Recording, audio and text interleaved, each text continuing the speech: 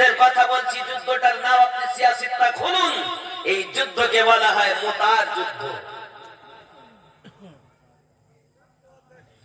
আজ আমাদের ঘরে সিরিয়াল তো দেখানো হয়, সিনেমা তো দেখানো হয়, মায়েরা সিরিয়াল তো দেখে, কিন্তু ইসলামের ইতিহাস জানে না। আজ আমাদের ঘরে যদি বাচ্চাদের ইসলামের ইতিহাস শিক্ষা দেওয়া হতো, বাচ্চারা বুঝতো যে ইসলাম কারে বলে। আমার জওয়ান যুবক সোনা মানিকেরা, সাহাবায়ে কেরাম রিদওয়ানুল্লাহি তাআলা আলাইহিম আজমাইন নবী পাকের কদমে জীবন কুরবান করার জন্য প্রস্তুত হয়ে গেলেন। আমার নবী পাক সাল্লাল্লাহু আলাইহি সাল্লাম বলেন, যেহেতু আপনারা রাজি হয়েছেন, তাহলে আমি নবী পাক এখন জিহাদের পুরো নকশা তোমাদের কাছে তুলে ধরি। যদি বলুন সুবহান। এই যুবক, আপনি বলছেন নবী কিছু জানে না, যুদ্ধ এখনো সংগঠিত হয় নাই। প্রিয় নবী সাল্লাল্লাহু আলাইহি সাল্লাম যুদ্ধের পুরো নকশা এবার বর্ণনা করতেছেন। আমার নবী পাক সাল্লাল্লাহু আলাইহি সাল্লাম বলেন, ওই যুদ্ধের প্রথম সেনাপতি যে হবে, সে হলো আমার পালিত পুত্র যায়েদ বিন হারিস। কি নাম? কি নাম?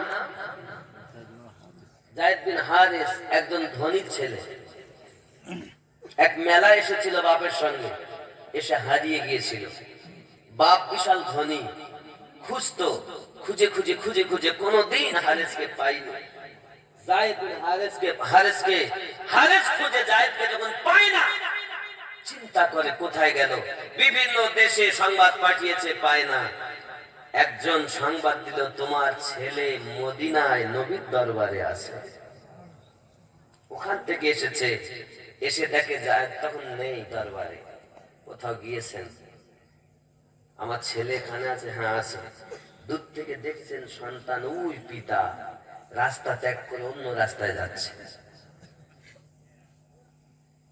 এমন সময় যখন সন্তানের সামনাসামনি হয়েছে, ছেলে বাপকে দেখে লুকিয়ে যায়। পিতা বলে, বেটা তুই লুকাস কেন? বাড়ি চল আমার সঙ্গে। আমার পিতা, আমি বাড়ি যাওয়ার জন্য আসিনি, আমি রাসূলের দরবারে আসি। এই দরবার ছেড়ে আমি কোথাও যেতে পারবো না। যায়েদ বিন হারিস আমার নবীর মুহবলা পালিত পুত্র ছিল, তার জিন্দেগি বলছি, খালি পালিত পুত্র বললে হবে না। দেখুন, প্রিয় নবী সাল্লাল্লাহু আলাইহি ওয়াসাল্লামের দরবারে পিতা আপনার আরজি জানায়, ইয়া রাসূলুল্লাহ, ইয়া হাবিবাল্লাহ, হুজুর আমার বেটাকে আমি খুঁজে খুঁজে পেরেশান, আমার এত ধন দৌলত, একটি মাত্র বেটা, বেটা যখন হারিয়ে গেল, সমস্ত দেশে খুঁজেছি, বেটা খুঁজে খুঁজে পাই না গো দরদি। আমি সংবাদ পেয়ে আপনার কাছে এসেছি, কিন্তু বেটা তো আমার সঙ্গে যেতে চায় না, এখন উপায় কি?